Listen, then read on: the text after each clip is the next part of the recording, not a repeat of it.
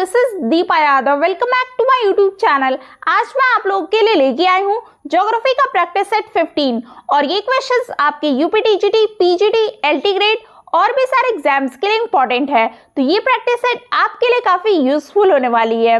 अगर आप मेरे चैनल पर नए हैं तो चैनल को सब्सक्राइब कर ले और वीडियो को लाइक कर दीजिए। एक इन्फॉर्मेशन आप लोगों को और बतानी थी कि अब आप लोग मेरे टेलीग्राम चैनल से जुड़ सकते हैं। लिंक आपको डिस्क्रिप्शन बॉक्स में मिल जाएगा। तो चलिए जानते हैं कि यूपी टीजीटी में किस टाइप के क्वेश्चंस आते हैं ज्योग्राफी सब्जेक्ट में। तो देखिएगा, और आज का टॉपिक होने वाला है प्रैक्टिस सेट का कृषि एवं फसलों से रिलेटेड ही आपको आज के प्रैक्टिस सेट में क्वेश्चंस देखने को मिलने वाले हैं। तो देखिएगा, इसका फर्स्ट क्वेश्चन है, पूछा गया कि भारत में सबसे बड़ा कपास उत्पादक राज्य कौन सा है। Option A Gujarat, option B Karnataka, option C Tamil Nadu, option D है उत्तर प्रदेश। तो इसका करेक्ट आंसर हो जाएगा option number A Gujarat. Bharat का सबसे बड़ा कपास उत्पादक राज्य कौन सा है, तो वो है गुजरात। क्योंकि यह महाराष्ट्र नहीं दिया गया है। 2021 और 22 के आंकड़ों के अनुसार महाराष्ट्र शीर्ष स्थान पर है कपास उत्पादक राज्य में। ठीक है, तो यहाँ पे ऑप्शन के हिसाब से गुजरात करेक्ट आंसर है। वहीं सेकंड क्वेश्चन देखिएगा, उसी टाइप का क्वेश्चन यहाँ पे मैंने रखा है कि आप लोग को पता चल पाए कि किस तरीके से क्वेश्चन पूछा जा सकता है।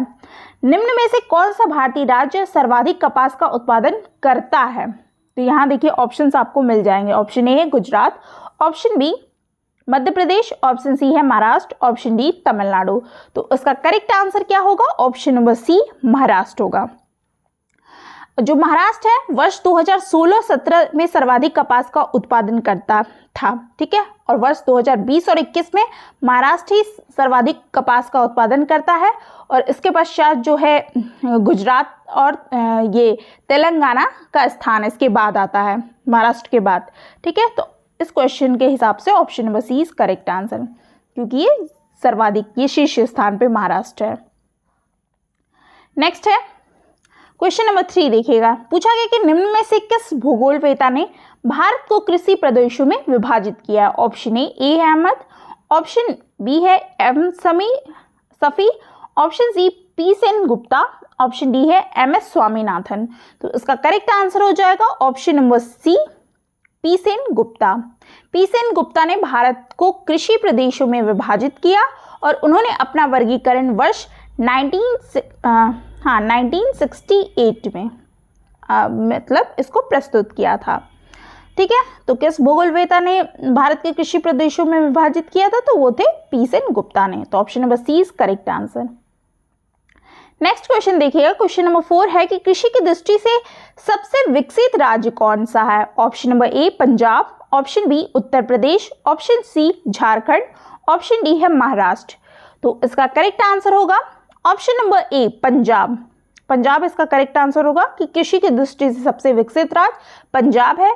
और पंजाब में कृषि जो अवसंरचना और आधुनिक वैज्ञानिक कृषि तकनीकों के प्रयोग से कृषि में क्या है, वहां पे अधिक प्रगति हुई है। तो इसलिए option number A is correct answer. Next question देखिएगा, क्वेश्चन नंबर 5 है कि निम्न में से किस भारतीय राज्य ने वर्ष 2016 से 17 में अधिकतम खाद्यान्न का उत्पादन किया है। Option number A Bihar, option B Madhya Pradesh, option C Punjab, option D है उत्तर प्रदेश। तो इसका करेक्ट आंसर होगा option number D Uttar Pradesh में। ठीक है, वर्ष 2016 और 17 में भारत में उत्तर प्रदेश ने सर्वाधिक खाद्यान्न का उत्पादन किया है और वर्ष 2020 से 21, ठीक है 21 में कुल जो खाद्यान्न के सर्वाधिक उत्पादक राज्य हैं उसमें सबसे पहले नंबर पे आपका उत्तर प्रदेश है। ठीक है, उसके बाद जो आपका दूसरा नंबर है उस पे है एमपी, मध्य प्रदेश मतलब कि, और तीसरे नंबर पे है आपका पंजाब। ठीक है, तीसरे नंबर पे क्या है आपका पंजाब है। तो आपको ये क्वेश्चन समझ में आ गया ना। तो इस क्वेश्चन का आंसर आपका ऑप्शन नंबर डी हो जाएगा उत्तर प्रदेश। नेक्स्ट क्वेश्चन देखिएगा, नीचे कुछ कथन दिए गए हैं और सही उत्तर को आपको चुनना है। ऑप्शन नंबर ए कहता है कि भारत में भूमि की प्रति हेक्टेयर उपज जो है अन्य कई देशों की उपज से कम है। ऑप्शन नंबर बी है कि हरित क्रांति जो है, हरित क्रांति से हमारा तात्पर्य कि पृथ्वी को हरी बनाने के उद्देश्य से प्रारंभ की गई क्रांति से है। ऑप्शन सी कहता है कि जोतों पर सीमा से हमारा अर्थ जोत का न्यूनतम आकार है जो एक कृषक परिवार के पास अवश्य होना चाहिए। ऑप्शन नंबर डी है कि सरकार की कृषि मूल्य नीति से सीमांत किसान बहुत अधिक लाभान्वित हुए हैं। तो इसका करेक्ट आंसर हो जाएगा ऑप्शन नंबर ए हो जाएगा। भारत में भूमि की प्रति हेक्टेयर उपज अन्य कई देशों की उपज से कम है। ठीक है, तो इस स्टेटमेंट जो दिए गए हैं आपको, तो उसमें आपका option number A correct answer है, क्योंकि विश्व में जो प्रति हेक्टेयर गेहूं की उपज का औसत जो भारत की अपेक्षा 30% से अधिक है, और इसी प्रकार से विश्व में भारत की अपेक्षा चावल की जो है 60%, ज्वार भाटा में 80% और आलू में 60% है, मक्का की 140%, कपास की 25% है। तो औसत प्रति हेक्टेयर जो है उपज के अधिक है, तो इसलिए option number A is correct answer. Next question है क्वेश्चन नंबर 7 देखिएगा। पूछा गया कि खरीफ फसल की अवधि, ऐसे क्वेश्चंस काफी पूछे जाते हैं आपके एग्जाम में। ऑप्शन नंबर ए है कि जून अक्टूबर, ऑप्शन बी अप्रैल जून, ऑप्शन सी अक्टूबर दिसंबर, ऑप्शन डी है जनवरी अप्रैल। तो इसका करेक्ट आंसर हो जाएगा ऑप्शन नंबर ए, जून और अक्टूबर। और एक बात और बता दूं कि भारत में वर्ष में 3 फसलें पैदा की जाती हैं। पहली आपकी क्या है, रबी की फसल, ठीक है। सेकंड आपका है रबी की फसल जो है अक्टूबर से नवंबर तक की जाती है, और मार्च अप्रैल में क्या है, काट ली जाती है। वहीं सेकंड है आपका जायद, ठीक है, जायद है, इसको क्या है मतलब अवधि क्या है इसकी, तो इसकी अवधि है आपकी मार्च से जुलाई है। वहीं पे खरीफ जो है, खरीफ की फसल वो जून से जुलाई में आपकी बोई जाती है, और अक्टूबर से नवंबर में आपकी काट ली, तो तीसरे नंबर पे आपका खरीफ हो जाएगा। ठीक है, तो 3 प्रकार की आपकी क्या है, 3 फसलें पैदा की जाती है भारत में, रबी, जायद और खरीफ। ठीक है, तो इसकी अवधि भी मैंने बता दी। रबी की फसल अक्टूबर से नवंबर मतलब बोई जाती है और मार्च अप्रैल में काट ली जाती है, और जायद की फसल जो होती है वो मार्च से जुलाई तक की इसकी अवधि होती है। मार्च में 2-3 महीने में ये तैयार हो जाती है, और खरीफ की फसल में जून से जुलाई में इसको बोया जाता है और अक्टूबर नवंबर तक काट लिया जाता है। तो इसका करेक्ट आंसर, खरीफ की फसल कब बोई जाती है, तो जून से अक्टूबर। ठीक है, तो इसका करेक्ट आंसर जो अवधि है जून से अक्टूबर, option number A is correct answer. Next question देखिएगा, क्वेश्चन नंबर 8 है। पूछा गया कि गंगा के निचले मैदान जहां वर्ष भर जलवायु उच्च तापमान के साथ आर्द्र बनी रहती है के लिए निम्नलिखित में से फसल युग्म में से कौन सर्वाधिक उपयुक्त है। ऑप्शन ए धान और कपास, ऑप्शन बी गेहूं और जूट, ऑप्शन सी धान और जूट, ऑप्शन डी गेहूं और कपास। तो इसका करेक्ट आंसर हो जाएगा ऑप्शन नंबर सी, धान और जूट। गंगा के निचले मैदान जहां वर्ष भर जलवायु उच्च तापमान के साथ आर्द्र बनी रहती है, धान व जूट की फसल के लिए सर्वाधिक उपयुक्त है। तो इसलिए option number C is correct answer.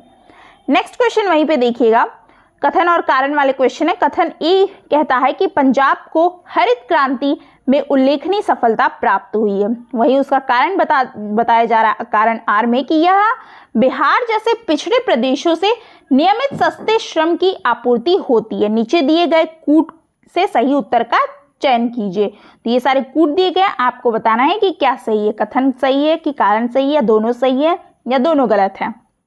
ठीक है, तो इसका करेक्ट आंसर हो जाएगा ऑप्शन नंबर सी, ए सही है परंतु आर गलत है। देखिए कैसे, आपका कथन एक जो कह रहा है ना कि पंजाब को हरित क्रांति से उल्लेखनीय सफलता प्राप्त हुई है, तो बिल्कुल करेक्ट है ये। वहीं पे कह रहा है कि यहाँ बिहार जैसे पिछड़े प्रदेशों से नियमित सस्ते श्रम की आपूर्ति रहती है, तो ये आपका गलत है। तो इसलिए ऑप्शन नंबर ए करेक्ट है कि ए सही है परंतु आर गलत है। ठीक है, यहाँ पर क्या है कि जो आपको बताया ना कि पंजाब को हरित क्रांति में जो उल्लेखनीय सफलता प्राप्त हुई, परंतु इसका क्या है कारक, सिंचाई की सुविधा का उपलब्ध होना। वहाँ पे सिंचाई की सुविधा है, उपलब्ध है, उन्नत किस्म के बीजे, उर्वरकों का जो है प्रयोग कृषि में यांत्रिकरण आदि से है। हाँ, तो इसलिए आपका जो सही है कथन ए सही है, परंतु जो कारण आर दिया है आपका गलत है। तो option C is correct answer. Next question अब देखिएगा, पूछा गया कि हरित क्रांति शब्दावली का प्रयोग सर्वप्रथम किसने किया। Option number A doctor William गॉर्न, option B doctor Norman Borlaug, option C doctor Swaroop Singh, option D है डॉक्टर रिचर्ड बैडफील्ड। तो इसका करेक्ट आंसर हो जाएगा option number A doctor William Gaud. हरित जो क्रांति है शब्दावली का प्रयोग सर्वप्रथम डॉक्टर विलियम गॉड ने किया था और ये United state agency for international development के निदेशक थे। ठीक है, तो ऑप्शन नंबर ए करेक्ट है। हरित क्रांति से अभिप्राय है ऑप्शन नंबर ए हरी खाद का प्रयोग, ऑप्शन नंबर बी है अधिक फसल उगाना, ऑप्शन सी उच्च उत्पाद वैरायटी प्रोग्राम, ऑप्शन डी है हरित वनस्पति। तो इसका करेक्ट आंसर हो जाएगा ऑप्शन नंबर सी उच्च उत्पाद वैरायटी प्रोग्राम। हरित क्रांति से अभिप्राय उच्च उत्पाद का वैरायटी प्रोग्राम करना। ठीक है, आपका है प्रोग्राम, मतलब इसके माध्यम से खाद्यान्न उत्पादन एवं उसकी उत्पादकता में दोनों में वृद्धि करने से है। और भारत में हरित क्रांति की शुरुआत जो हुई थी वर्ष 1966 से 67 से हुई थी और यह मुख्य रूप से पंजाब, हरियाणा तथा पश्चिम उत्तर प्रदेश में सर्वाधिक सफल रही है। तो option number C is correct answer. Next question है क्वेश्चन नंबर 12। देखिएगा, पूछा गया कि निम्नलिखित में से कौन सा युग्म सही सुमेलित नहीं है। यहाँ पे पूछा मतलब बताना कि कौन सा मैच कर रहा है, मतलब नहीं मैच कर रहा है। तो हरित क्रांति खाद्यान्न उत्पादन से संबंधित है, ऑप्शन नंबर बी है कि नीली क्रांति मछली उत्पादन से संबंधित है, ऑप्शन नंबर सी श्वेत क्रांति दुग्ध उत्पादन से संबंधित है, ऑप्शन नंबर डी है कि पीली क्रांति इस्पात उत्पादन से संबंधित है। तो इसका correct answer option number D ही होगा कि पीली क्रांति जो है इस्पात जो है उत्पादन से संबंधित नहीं है। और इसका आंसर मैं नहीं बताऊंगी, आप को मैं आगे के क्वेश्चंस में बता दूँ, पता चल जाएगा। ठीक है, कि पीली क्रांति किससे संबंधित है। अगर आपको पता है तो आप कमेंट बॉक्स में ज़रूर बताइए। ऑप्शन नंबर डी इसका, क्योंकि इसमें पूछा गया है कि कौन सा युग्म सुमेलित नहीं है, तो वो है ऑप्शन नंबर डी पीली क्रांति इस्पात उत्पादन से संबंधित नहीं है। नेक्स्ट क्वेश्चन देखिएगा, पूछा गया कि नीली क्रांति से आशय है, ऑप्शन नंबर ए मछली पालन, ऑप्शन नंबर बी मुर्गी पालन, ऑप्शन सी मधुमक्खी पालन और ऑप्शन डी है सुअर पालन से संबंधित। तो इसका करेक्ट आंसर हो जाएगा ऑप्शन नंबर ए मछली पालन। नीली क्रांति से आशय है मछली पालन से संबंधित है ये। ठीक है, option number A is correct answer. Next है क्वेश्चन नंबर 14। पीत क्रांति मतलब कि येलो रिवोल्यूशन किस फसल की उत्पादन से संबंधित है। ऑप्शन ए तिलहन उत्पादन, ऑप्शन बी मत्स्य उत्पादन, ऑप्शन सी दुग्ध उत्पादन, ऑप्शन डी है स्वर्ण खनन से। तो उसका करेक्ट आंसर हो जाएगा ऑप्शन नंबर ए तिलहन उत्पादन से। जो पीत क्रांति येलो रिवोल्यूशन वो किस फसल से उत्पादन से संबंधित है, तो वो तिलहन उत्पादन से संबंधित है। नेक्स्ट और आज के प्रैक्टिस सेट का लास्ट क्वेश्चन है, निम्नलिखित में से किस जो कृषि क्रांति से संबंधित नहीं है। ऑप्शन नंबर ए श्वेत क्रांति, ऑप्शन नंबर बी नीली क्रांति, ऑप्शन जो सी है पीली क्रांति, ऑप्शन डी उपयुक्त में से कोई नहीं। तो इसका करेक्ट आंसर हो जाएगा ऑप्शन नंबर डी उपयुक्त में से कोई नहीं। तो समझिएगा इसको क्यों नहीं है। ये जो श्वेत क्रांति है, इस श्वेत क्रांति का जो संबंध है ये दुग्ध उत्पादन से है। ठीक है, किससे है, दुग्ध उत्पादन से है। और वही नीली क्रांति ये आपको पता ही चल गया होगा ऊपर के क्वेश्चन से कि ये मत्स्य उत्पादन से संबंधित है। और जो पीली क्रांति है वो किससे संबंधित है, तो वो है तिलहन। किससे है, तिलहन से, तिलहन उत्पादन से है। तो ये सभी क्या है, कृषि मतलब कृषि से संबंधित गतिविधियों से जुड़े हुए हैं ये तीनों के तीनों। तो इस प्रकार से ये तीनों जो क्रांतियां कृषि क्रांति से संबंधित है। तो इसलिए ऑप्शन नंबर क्या है, डी करेक्ट हो जाएगा। क्योंकि कृषि क्रांति से संबंधित नहीं पूछा तो इसलिए ऑप्शन नंबर ये तीनों ही संबंधित है। तो option number D is correct answer कि उपयुक्त में से कोई नहीं। ठीक है, तो ये आज के सेशन का लास्ट क्वेश्चन था। आपको वीडियो कैसी लगी वो आप ज़रूर कमेंट बॉक्स में बताइएगा। अगर आपको कोई भी डाउट है तो उसको भी आप पूछ सकते हैं।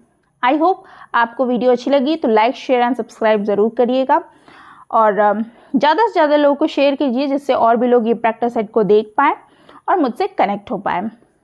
आई होप आपको अच्छी लगी वो वीडियो। तो लाइक करना ना ही भूले तो अच्छा है, एक लाइक तो बनता है, आप लोग के लिए इतना मेहनत कर रहे हैं और प्रैक्टिस करते रहिए। आप लोग को मैं जितना भी करा रही हूँ। मिलते हैं फिर नेक्स्ट वीडियो में और भी अच्छे क्वेश्चंस के साथ। Thanks for watching.